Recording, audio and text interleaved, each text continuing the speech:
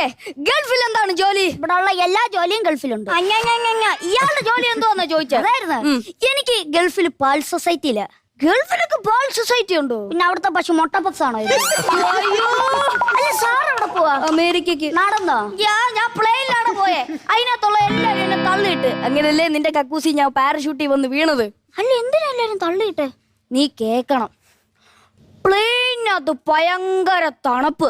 അവരോട് പറഞ്ഞു ഞാൻ ആ AC ഒന്ന് ഓഫാക്കാൻ. ആരും കേട്ടില്ല.